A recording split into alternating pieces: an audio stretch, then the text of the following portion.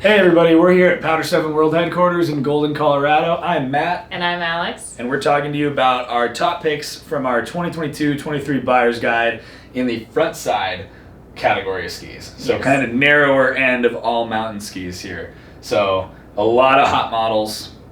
Get us started. Yeah. To start us off, we have the Armada Declivity.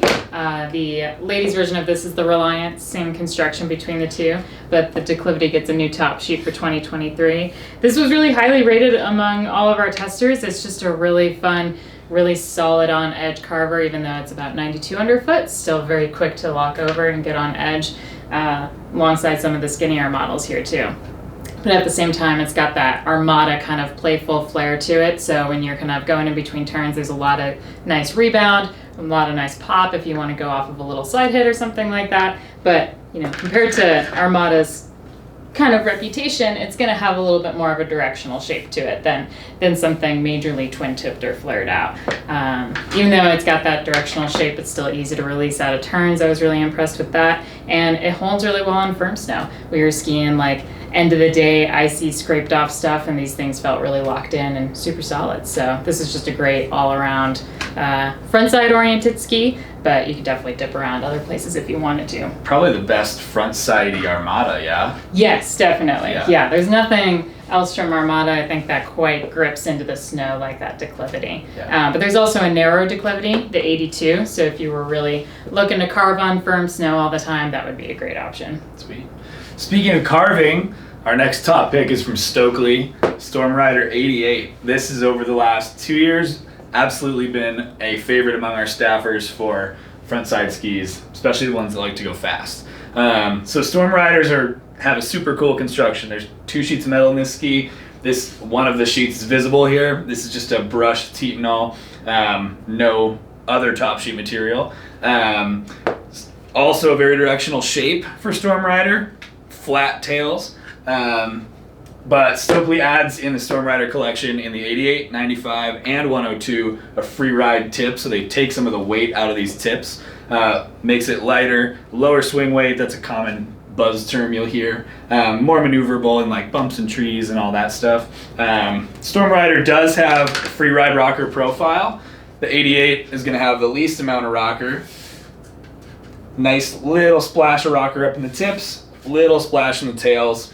Makes these skis smooth to link up on groomers, in the trees, in bumps. I think that one thing that really surprised me and a lot of other people skiing the 88 Stormrider is how light and snappy and energetic it feels for being a fast Stockli ski. So if I had to buy one 88 wasted ski on the market, especially for skiing bumps, this would be my pick. So awesome. If you think all mountain ski and you think something around 88, this is probably the type of ski you're thinking about. Yeah. Huge fan. Great choice. Switching over to another kind of familiar favorite of ours, the Blizzard Black Pearl 88. It's a lady ski. I've got a full review of this up on the Liftline blog if you want to dive a little bit deeper, but it's been years and I finally got on the Black Pearl 88 last season and it is so much fun. It is just a fun, easygoing ski that lets you kind of cruise around if you want to, but you can also push a little bit harder if that's where you're going. So it's a great ski to kind of progress with, really confidence inspiring, locks into the snow really well and feels quite stable for how easy it is to ski and easy it is to kind of maneuver and whip around in tight turns. It's got quite a bit of camber underfoot, so you've got good stability there and good edge hold and all of that good stuff. Blizzard uses their True Blend wood core in here, so they take up different little like strings of wood and kind of layer them in the right fashion to give you the perfect flex and the perfect amount of stiffness, depending on where you're flexing the ski. This has just been a top favorite for a long time for good reason. And what's the difference between that one and the 97? Yeah, great question. The 97 has a bit of a beefier construction to it. It's definitely a little bit stiffer, a little bit more demanding than the 88 for sure. At the same time, I really loved the 97. It's a really smooth ride. Doesn't have any metal in it, but it kind of gets that stiffness from the way they do the wood core with that True Blend design. So it's definitely a demanding ski if you're kind of someone who likes to go a little bit faster, tackle the fall line. The Blizzard Black Pearl 97 would be a great choice. But if you're kind of just cruising around, exploring the mountain, but mostly sticking to the front side and groomed terrain, you can't go wrong with the Black Pearl 88. All right, so a little bit of a different flavor for my next one. Yeah. This is the Bent 100 from Atomic. In the buyer's guide, we named the Bent 90 in this front side category. Obviously 10 millimeters narrower than this 100. The 100 has been around for a couple of seasons. The 90 is new this year. So Atomic expands the Bent collection 85, 90, 100, 110, 120. We've already talked about the 120 and the 110. Mm-hmm. So the 100 was a super popular ski for us a year ago.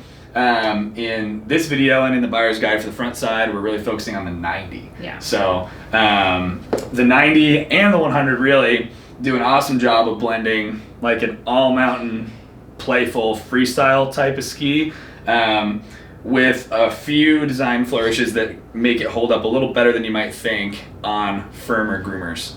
It's still not going to be as directional or sturdy as Atomic's Maverick line, which is a little bit more made for directional skiing at high speeds. But if you're somebody who likes a little bit more of a playful flavor in your ski, but still wants to explore everything on the mountain, including bumps and trees, and also groomers, whether they're firmer or softer, people have been really surprised by how well the Bent holds up. I would say it is noticeable if you ski the Maverick and like the Bent 90 back to back on a firm groomer. The Maverick has metal in it, so it holds up more. It's more sturdy. There's a little bit more power, but you do get a surprising amount of support with the Bent 90. In addition to a whole lot of energy, rebound. There's a high camber under your foot in these skis, so you can see with all that camber, there's a lot of spring and play. Makes it fun for popping airs, springing in and out of carved turns. Our staffers really like the Bent 90 cruising around. Yeah. The front side. Every time someone came down from skiing it on ski test day, they just had a big old smile on their face, like, "What? That ski was sick." Yeah. Yeah. So I guess we really like the whole Bent collection now that we've mentioned all of them. You can't go wrong with any of them, but sweet. Switching over to a very different flavor again. Another one of our favorites. This is the Kendo 88. This did get an update this year with the kind of carbon tailoring tip that they do up here. This is the update that the Mantra got last year, or 2 years ago, whenever it got turned into the M6. This is now on the Kendo, so you get that upgrade, and you also get the 3D side cut radius on this, which gives it a really unique flavor compared to a lot of the other skis here.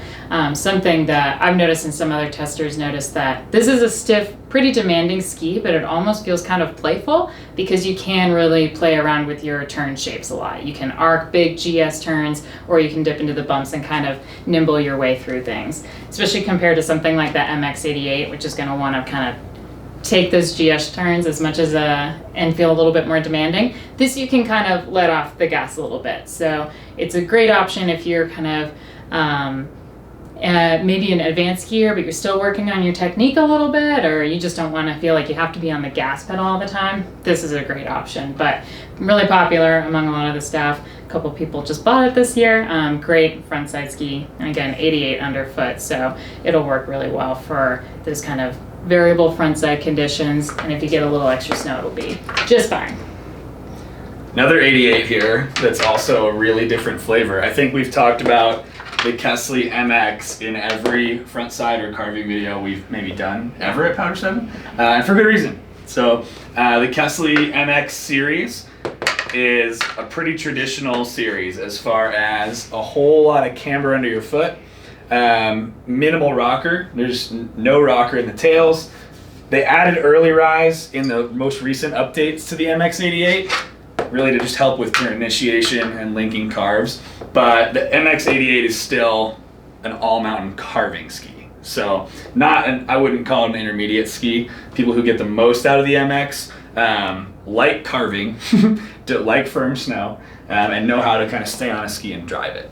So you get a lot of energy and rebound. It flies in and out of carves and feels awesome. It's a primo ski from the Kastle kind of race room background. Totally. Hollow tech, these big bulbous starburst colors in the Kastle line. It's hollow tech tips, so reduces some of the weight out of the tip and also dampens vibrations, absorbs shock, everything to make the ride super smooth. I would say the first thing people say when they ski an MX is, holy cow, it's a smooth riding carving ski.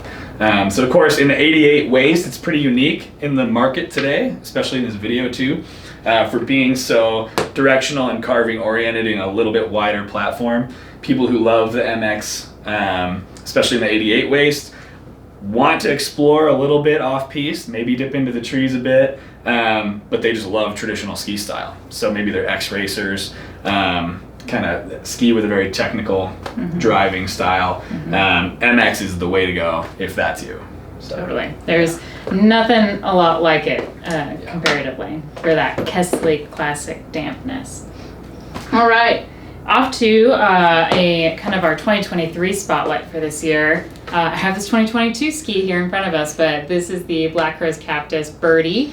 The 2023 versions haven't quite made it here yet, so we're just showing you this older one just to show it off. But the Captis is getting an update for this year alongside the Atris, which is pretty exciting. They moved the contact points out a little bit, so you have a little bit, instead of meeting here on the snow, you're grabbing onto the snow a little bit earlier, just elongating that effective edge, allowing you to kind of grip the snow a little bit better. But they also softened the flex a little bit more, so just to add kind of a little bit more suspension and a little bit more play into the ski. We've always loved the Captis. It's 90 underfoot, so it's a really quick and light and responsive ride that is just a good time. And I think anyone who gets on it just has a lot of fun. And it's a great option for someone who, you know, appeals to a lot of different skier types. Whether you're an intermediate, it's definitely going to be confidence inspiring and forgiving enough to kind of explore different parts of the mountain. Or if you're more of an advanced expert skier looking for something that's a little bit more playful that you can still kind of carve around with. Yeah. Also got rave reviews in our test. Yeah, definitely. Everybody who skied it was pumped. I've got, to round us out here, another one with a 2022 graphic. This is the Head Core 93. Gets a little bit more of a color splash for 2023. But Core has been popular since Head introduced it. The latest updates to Core basically tailored each ski in different waist widths to the type of skiing it's intended to do. So narrower cores have less rocker all the way up and less taper, and then wider cores add those two things for more of a free ride feel. These chamfered sidewalls hold up a little bit better over time. They shed a little bit of weight, so that's pretty cool. But overall, the Core profiles as a lightweight all mountain ski. The biggest draw is you've got free ride rocker. You've seen this profile a million times in our videos and around the market. But you get a ski that carves really well, is loaded with energy, that doesn't have the weight and heft of some of the other skis we're talking about. And so people who want to not have to put as much into their turns, sometimes ease off the gas while still getting a really strong performance with a lot of energy and solid stability for a ski with this weight. They love the Core. I would say the 93 is for sure the most popular Core among our staff. It's my favorite. Yeah, so similar skis in this category that are pretty light while being pretty sturdy and energetic would be like a Elan Ripstick, a Blizzard Rustler. Core slots right alongside those other really popular skis. So big ups for Core 93 in 2022-23. Yeah, per usual. So I think that wraps up our Frontside category. We will have a full write-up about all these skis with some more information and some more pretty photos in our 2023 buyer's guide. We'll have that linked below. And if you are interested in seeing more videos, feel free to scroll down there and click that subscribe button, and we'll have more reviews, rundowns, videos, all that fun stuff coming up this winter. Heck yeah. Yeah.